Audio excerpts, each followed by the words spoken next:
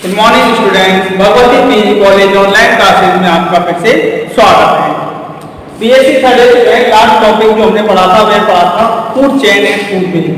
ठीक है, आज हम क्या पढ़ेंगे? Ecological pyramids. ठीक है, क्या पढ़ेंगे? इकोलॉजिकल पिरामिड्स, जिसको क्या कहते हैं हम? पारिस्थितिकीय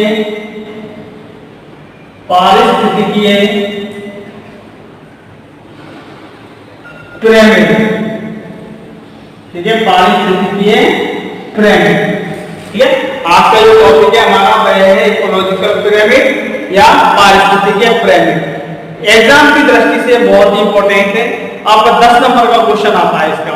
ठीक है, तो पारिस्थितिक पिरामिड किसे कहते हैं? ठीक है, तथा ये कितने प्रकार के होते हैं, आज हम इसका अध्ययन करेंगे। तो इकोलॉजिकल जो पिरामिड होते हैं, ठीक है, इकोलॉजिकल पिरामिड, इसकी जो संकल्पना सर्वप्रथम प्रस्तुत की थी, ठीक है, वह किसने की थी? चार्ल्स एल्टन ने। ठीक है, किसने की थी? चार्ल्स एल्टन 1927 में। ठीक है, चार्ल्स एल्टन 1927 में सर्वप्रथम इकोलॉजिकल पिरामिड्स या पारिस्थितिकीय पिरामिड्स की संकल्पना प्रस्तुत की थी। इसलिए इकोलॉजिकल पिरामिड्स को, ठीक है, हम किस नाम से जानते हैं? एल्टोनियन पिरामिड्स भी कहते हैं। ठीक है, इकोलॉजिकल पिरामिड्स को क्या कहते हैं हम? एल्टोनियन पिरामिड्स भी कहा जाता है। ठीक है, क्यों कहते हैं? क्योंकि इसकी संकल्पना सर्वप्रथम किसने प्रस्तुत की थी? चार्ल्स एल्टन ने। ठीक है, नेक्स्ट कि पारिस्थितिकीय पिरामिड्स किसे कहते हैं? तो लास्ट टॉपिक में हमने पढ़ा था food chain and food web, अर्थात खाद्य श्रृंखला और खाद्य जाल। ठीक है, खाद्य श्रृंखला और खाद्य जाल में हमने पढ़ा था कि एक जीव दूसरे जीव पर निर्भर रहता है। ठीक है, तथा इस फूड चेन में किसी भी पारितंत्र की कोई भी खाद्य श्रृंखला हो, जितने भी खाद्य श्रृंखला हैं इनमें क्या पाए जाते हैं? अनेक पोषण स्तर उपस्थित होते हैं। ठीक है, क्या पाए जाते हैं? अनेक पोषण स्तर उपस्थित होते हैं। ये सभी पोषण स्तर उत्पादक से लेकर शीर्ष उपभोक्ता तक, ठीक है, उत्पादक से लेकर शीर्ष उपभोक्ता तक जितने भी पोषण होते हैं, स्तर होते हैं, ये सभी पोष स्तर एक निश्चित सोपानों में, एक निश्चित क्रम में क्या होते हैं? व्यवस्थित होते हैं। ठीक है, अर्थात ये कहते हैं कि उत्पादक और उपभोक्ताओं का क्या होता है? संबंध स्थापित होता है। ठीक है, इस संबंध को या उत्पादक से उपभोक्ताओं के संबंध को या पोष स्तरों के संबंध को आलेखीय निरूपण किया जाए, ठीक है, ग्राफिकल प्रेजेंटेशन किया जाए तो एक हमको एक स्तूपाकार आकृति या पिरामिड प्रकार की आकृति प्राप्त होती है। ठीक है, इस आकृति को ही क्या कहते हैं हम? इकोलॉजिकल पिरामिड्स या पारिस्थितिकीय पिरामिड्स कहते हैं। ठीक है, तो किसे कहते हैं? डेफिनेशन देखिए इसकी। ठीक है, इकोलॉजिकल पिरामिड्स की डेफिनेशन क्या होगी कि कोई भी पारितंत्र में, ठीक है, कोई भी पारितंत्र हो, पारितंत्र में अनेक पोष स्तर अर्थात ट्रॉफिक लेवल पाए जाते हैं तथा ये पोष स्तर निश्चित सोपान या क्रम में व्यवस्थित होते हैं।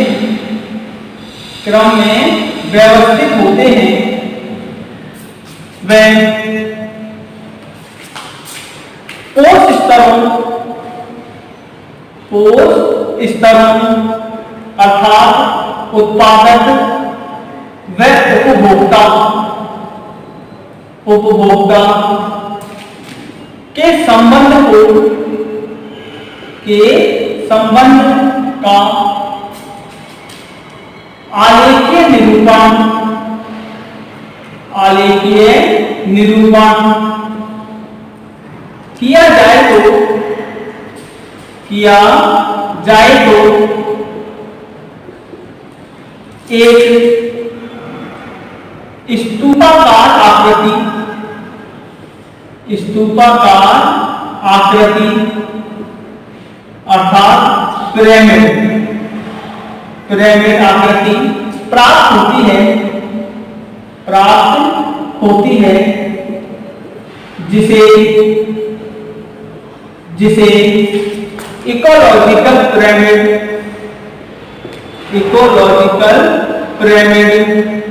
कहते हैं। ठीक है, क्या कहते हैं बेटा?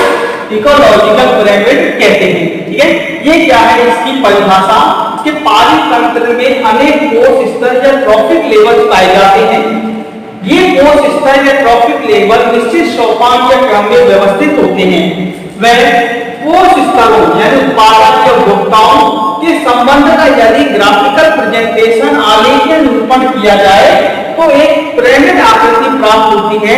इस पिरामिड आकृति को ही क्या कहते हैं? हम इकोलॉजिकल पिरामिड कहते हैं।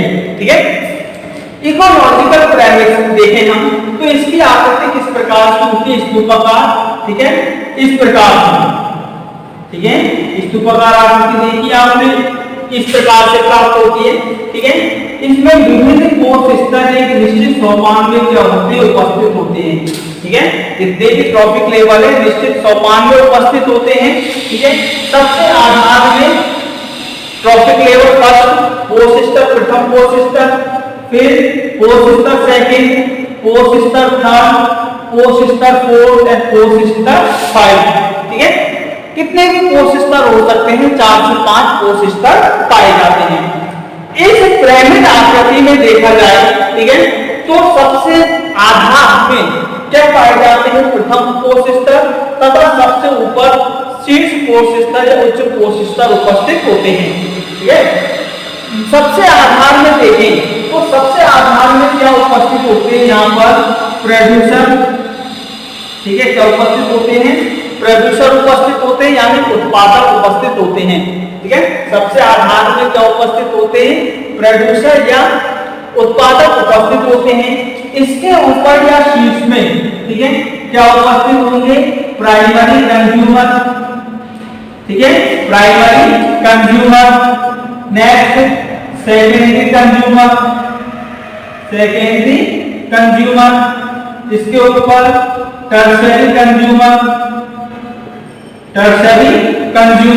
ठीक है, एंड लास्ट पर इधर होते हैं टॉप कंज्यूमर यानी शीर्ष उपभोक्ता।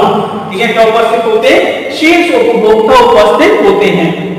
ठीक है, इस आकृति को देखने पर हमें ये देखते हैं प्राप्त होता है कि सबसे आधारी भाग जो होता है किसी भी पालीतंत्र के किसी भी पिरामिड का आधारी भाग जो होता है वह कैसा होता है? चौड़ा। ठीक है, आधारी भाग क्या होता है? चौड़ा होता है तथा इसके आधार को उत्पादक होते सदैव। जैसे जैसे ऊपर बढ़ते हैं उत्पादक भी क्या होते हैं? बढ़ते हुए जाते हैं तथा इसकी आकृति जो है वो कैसी होती जाती है? संकीर्ण होती जाती है, सक्रिय होती जाती है। यानी आधारीय भाग चौड़ा होता है जबकि इसका शीर्ष भाग जहां पर टॉप कंज्यूमर उपस्थित होते हैं वह भाग कैसा होता है? सकरा होता है। ठीक है, तो ये देखिए कोई भी किसी भी पाली तंत्र में, ठीक है, पिरामिड के आधारीय भाग में, ठीक है, आधारीय भाग में क्या उपस्थित होते हैं? प्रोड्यूसर। ठीक है, उत्पादक उपस्थित होते हैं तथा इसके ऊपर प्राथमिक उपभोक्ता, प्राइमरी कंज्यूमर। ठीक है, फिर द्वितीय कंज्यूमर, सेकेंडरी उपभोक्ता। ठीक है, तथा फिर तृतीय उपभोक्ता तथा शीर्ष उपभोक्ता या उच्च उपभोक्ता पाए जाते हैं या उपस्थित होते हैं। ठीक है, पाए जाते हैं या उपस्थित होते हैं। तो ये क्या है? इसकी डेफिनेशन। ठीक है, तो ये है सबसे पहले प्रस्तुत किसने किया? चार्ल्स एल्डन ने बताया पिरामिड्स के बारे में, इसलिए इसको क्या कहते हैं? एल्टोनियन पिरामिड्स कहते हैं। ठीक है, डेफिनेशन, पाली तंत्र में अनेक कोष स्तर पाए जाते हैं।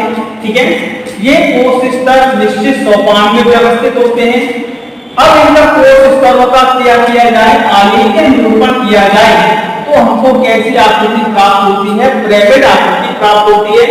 इसी को ही क्या कहते हैं हम? Mythological pyramid. आधारीय भाग में क्या होते हैं? प्रोड्यूसर, तथा शीर्ष पर क्या पाए जाते हैं? शीर्ष उपभोक्ता उपस्थित होते हैं। ठीक है, ये इसके क्या है? डेफिनेशंस क्या है। नेक्स्ट देखते हैं हम इसके पिरामिड्स के प्रकार। ठीक है, पिरामिड्स के प्रकार।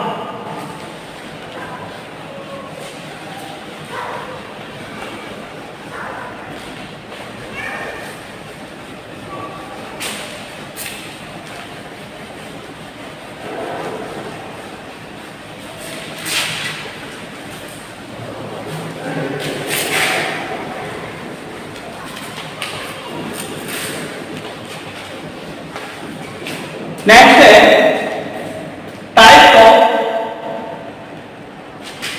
Of pyramid. ठीक है, टाइप ऑफ पिरामिड बेसिकली देखें किसके आधार पर? In the basis of shape. ठीक है, in the basis of shape के आधार पर देते हैं, आकृति के आधार पर देते हैं। ठीक है, तो जो पिरामिड होते हैं वह कितने प्रकार के होते हैं? 2 प्रकार के। ठीक है, कितने प्रकार के होते हैं? 2 प्रकार के हमको आकृति में देखने पर 2 प्रकार के पिरामिड प्राप्त होते हैं। ठीक है, फर्स्ट जो होते हैं वह होते हैं सीधे स्तूप।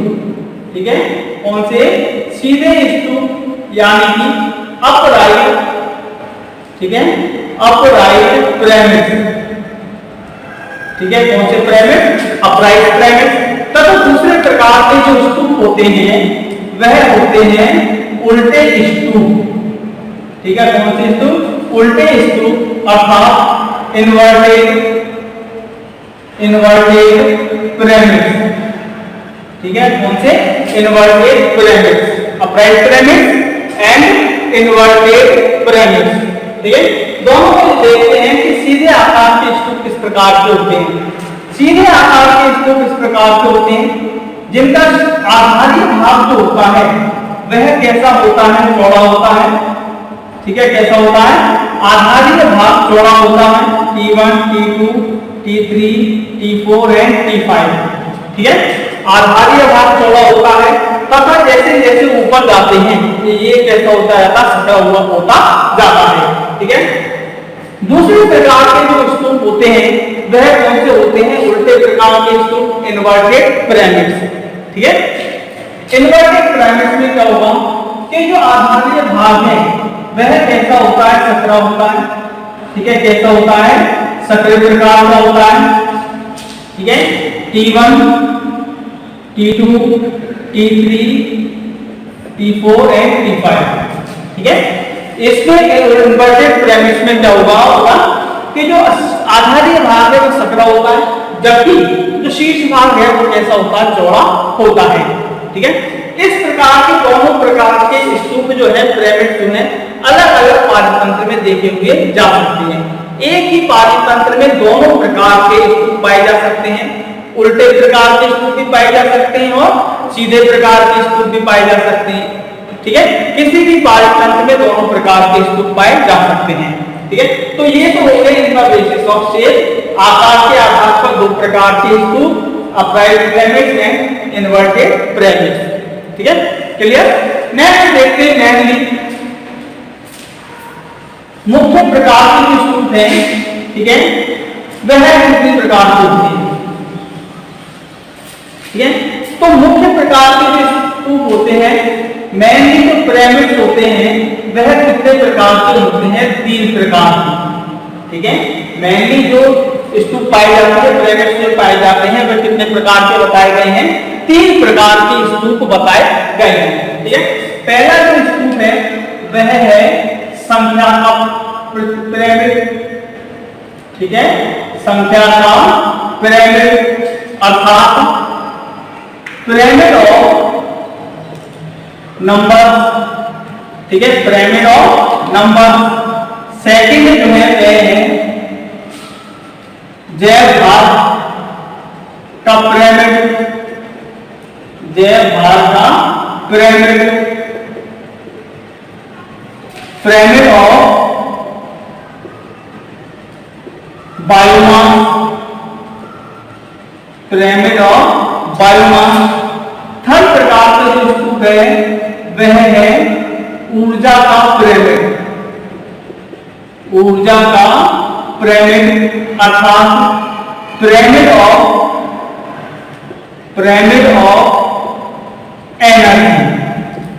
ठीक है, कितने प्रकार के पिरामिड? 3 प्रकार के पिरामिड होते हैं। पिरामिड ऑफ नंबर, संख्या का पिरामिड, पिरामिड ऑफ बायोमास, जैव भार का पिरामिड, पिरामिड ऑफ एनर्जी, ऊर्जा का पिरामिड।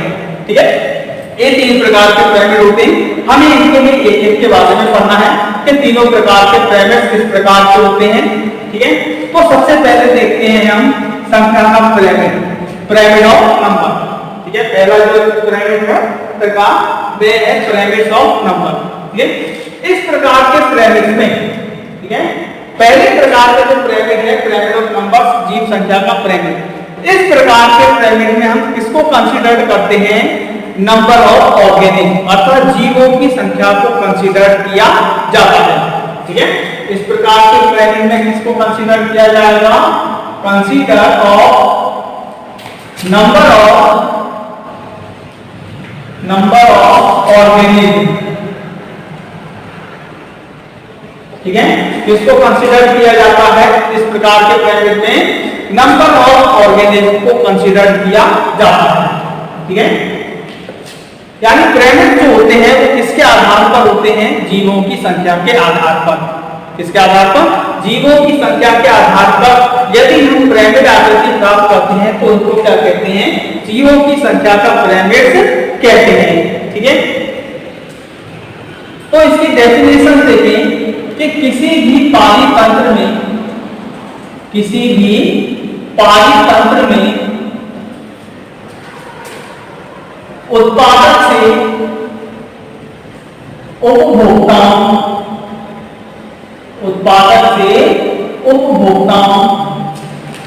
की संख्या का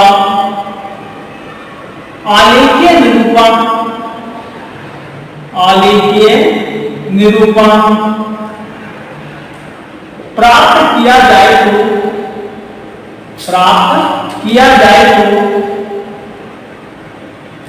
तो उसे जीवों की संख्या का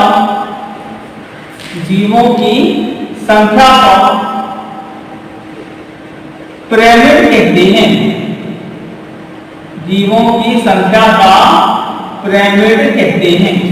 ठीक है, कोई भी पालितंत्र हो, किसी भी पालितंत्र की किसी भी खाद्य श्रृंखला में उत्पादक से उपभोक्ताओं की में उपस्थित पाए जाने वाले जीवों की संख्या का यदि हम ग्राफिकल प्रेजेंटेशन करते हैं, आलेखीय निरूपण करते हैं, तो उससे जो पिरामिड प्राप्त होते हैं, ठीक है, उसे ही क्या कहते हैं? जीवों की संख्या का पिरामिड, पिरामिड्स ऑफ नंबर।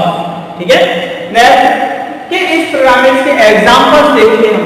ठीक है, क्या देखें? एग्जांपल्स देखें तो इसमें भी हम दोनों प्रकार के पिरामिड्स देखते हैं। ठीक है, एक को देखते हैं अपराइट पिरामिड्स।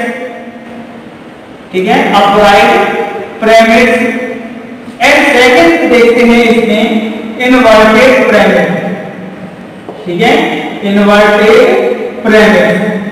ठीक है, दोनों प्रकार के पिरामिड्स हमको जीवों की संख्या के पिरामिड्स में दिखाई देते हैं। ठीक है, जैसे अपराइट पिरामिड्स की बात करें हम तो इसमें कौन कौन से पालितंत्र आते हैं? देखो, घास स्थल पालितंत्र। ठीक है, कौन सा? घास स्थल पालितंत्र। ठीक है, खेत पालितंत्र,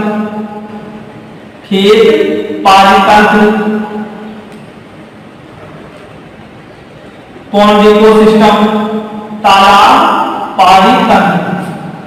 ठीक है, तालाब पालितंत्र। ठीक है, इस प्रकार के जो पालित तंत्र जीवों की संख्या के वो हमको कैसे प्राप्त होते हैं, अपराइट पिरामिड्स यानी सीधे प्रकार के स्तूप प्राप्त होते हैं। ठीक है, इन्वर्टेड पिरामिड्स की बात करें हम, जीवों की संख्या का इन्वर्टेड पिरामिड, तो इसमें जो एग्जांपल्स है हमारा, ठीक है, इसमें जो एग्जांपल्स है हमारा वह है वृक्षपाली तंत्र। कौन सा? वृक्षपाली तंत्र। ठीक है, वृक्षपाली तंत्र वो कैसा प्राप्त होता है हमको, जीवों की संख्या का इन्वर्टेड पिरामिड प्राप्त होता है। ठीक है, अब देखें कि कोई भी पालित तंत्र, यहाँ पर हम एक घास स्थल पालित तंत्र की एग्जांपल्स की बात करते हैं। ठीक है, तो घास स्थल के पालित तंत्र में देखते हैं हम, ये सीधे आकार का स्तूप, ठीक है, ठीक है, trophic level first, second, third, fourth and fifth. ठीक है, नीचे क्या करते हैं हम, प्रोड्यूसर या उत्पादक, ठीक है, उत्पादकों को घास स्थल में कौन खाता है? खरगोश, ठीक है,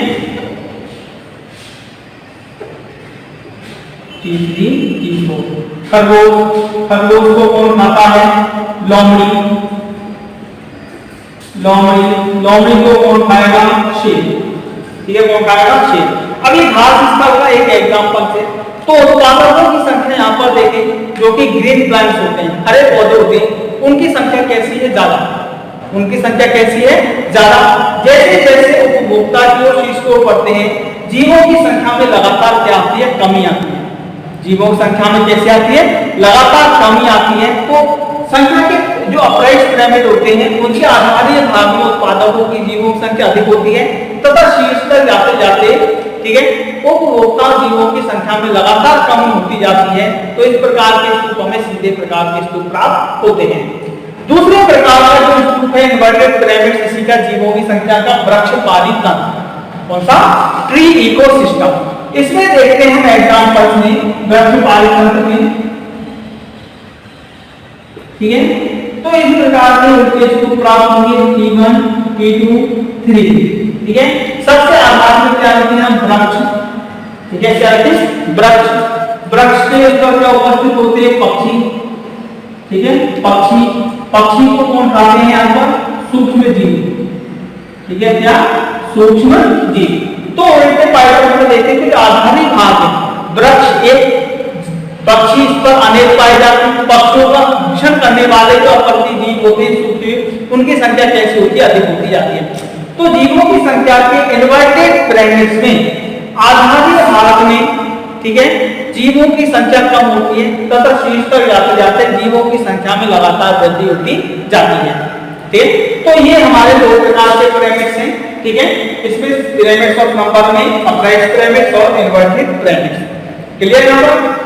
तो दो ये हैं। नेक्स्ट हम देखते हैं second, pyramid of biomass. Clear हो रहे हैं?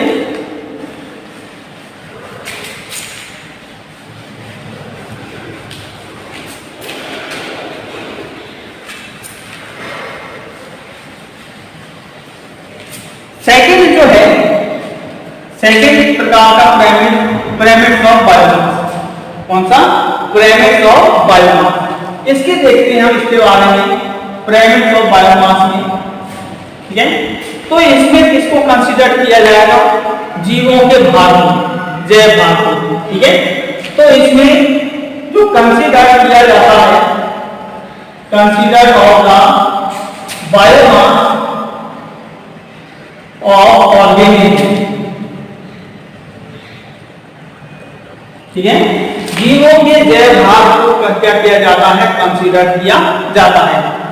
तो इसकी परिभाषा ये है, ठीक है, डेफिनेशन देते हैं पिरामिड की, किसी भी पाली तंत्र में, किसी भी पाली तंत्र में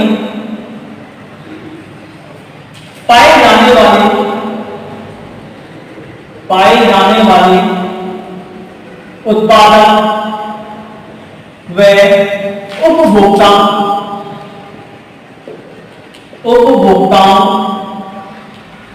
का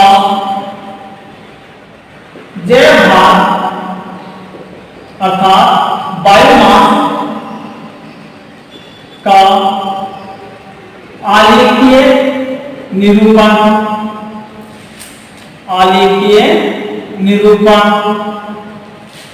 से प्राप्त पिरामिड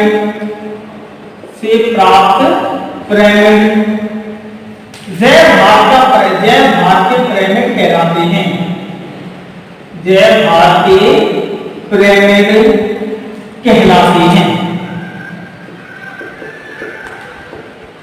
ठीक है, ये इसकी क्या है डेफिनेशन कि किसी भी पानी तंत्र में पाए जाने वाले उत्पादक व उपभोक्ताओं के जैव भार का आलेखीय निरूपण किया जाए तो जो पिरामिड्स प्राप्त होते हैं उनको क्या कहते हैं हम जैव भार के पिरामिड्स ऑफ बायोमास।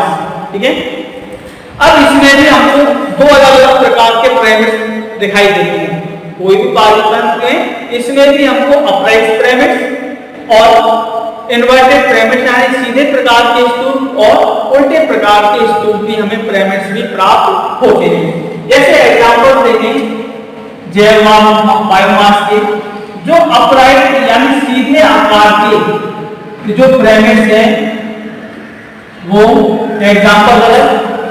इसी प्रकार के बायोमास में इन्वर्टेड पिरामिड्स भी हमको दिखाई देते हैं। ठीक है, इन्वर्टेड पिरामिड्स भी हमको क्या है दिखाई देते हैं। दो प्रकार के स्तूप हमको दिखाई दे सकते हैं, सीधे आकार के भी और उल्टे स्तूप भी प्राप्त होते हैं। सीधे स्तूपों में देखें तो ये वनपाली तंत्र, घास स्थल पाली तंत्र। ठीक है, इनके जैसे आकार के स्तूप प्राप्त होते हैं, सीधे आकार के स्तूप प्राप्त होते हैं। ठीक है, जबकि इसमें जो अपराइट पिरामिड्स में वृक्ष पाली तंत्र, ठीक है, वृक्ष पाली तंत्र का कैसा स्तूप प्राप्त होता है सीधा स्तूप। बहुत क्वेश्चन पूछा जाता है वृक्ष पाली तंत्र का, क्योंकि जीवों की संख्या का उल्टा स्तूप प्राप्त होता है, जबकि जैव भार का यह सीधा स्तूप अपराइट स्तूप होता है। ठीक है, इन्वर्टेड पिरामिड्स में देखें तो इन्वर्टेड पिरामिड्स में इसका जो एग्जांपल है वह क्या है जलीय पाली तंत्र। ठीक है, जलीय पाली तंत्र इसका कैसा स्तूप प्राप्त होगा जलीय पाली तंत्र का। ठीक है, उल्टा स्तूप प्राप्त होता है जैव भार का। याद रखना इसका जैव भार का। ठीक है, तो इसमें हम वृक्ष पाली तंत्र की बात करें तो कैसा स्तूप प्राप्त होता है हमको सीधा। ठीक है, कैसा स्तूप प्राप्त होता है सीधा स्तूप प्राप्त होता है। ठीक है, T1, T2 और T3 toxic level first, second and third. ठीक है, नीचे क्या है वृक्ष। ठीक है, वृक्ष को कौन खाता है पक्षी, और पक्षी को कौन खाते हैं क्या होता है सूक्ष्म जीव। ठीक है, सूक्ष्म जीव। तो आपको वृक्ष पाली तंत्र में हम कैसे स्तूप प्राप्त होगा सीधा स्तूप प्राप्त होगा। वृक्ष का जैव भार अधिक, जैसे जैसे ऊपर जाते हैं जीवों के जैव भार में बायोमास में क्या आती जाती है निरंतर कमी आती जाती है। ठीक है, इसी प्रकार से हम इन्वर्टेड पिरामिड देखते हैं बायोमास का जलीय पाली तंत्र। ये कैसा प्राप्त होता उल्टा, जैव भार का पिरामिड कैसे प्राप्त होता उल्टा पिरामिड प्राप्त होता है। एग्जांपल देखिए इसका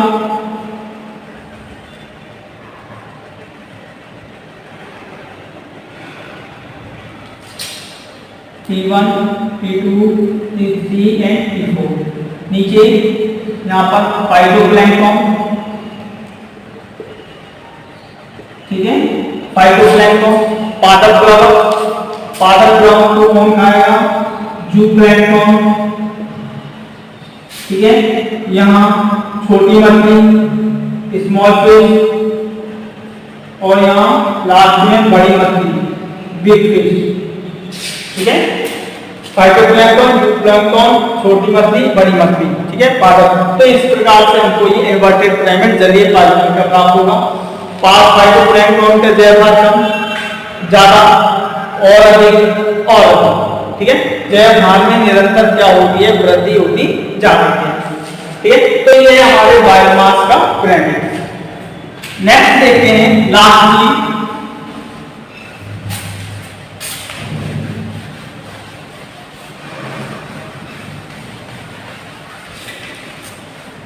लास्ट जो पिरामिड्स है वह है ऊर्जा की पिरामिड। Pyramids of energy. ठीक है, तो इसमें किसको कंसीडर किया जाता है? Consider of energy. ठीक है, इसको कंसीडर किया जाता है ना, एनर्जी अर्थात ऊर्जा को कंसीडर किया जाता है। ठीक है, अब इसके पिरामिड्स की परिभाषा क्या होगी कि किसी भी पाली तंत्र में, किसी पाली तंत्र में विभिन्न कोश स्तरों उत्पादक से उपभोक्ताओं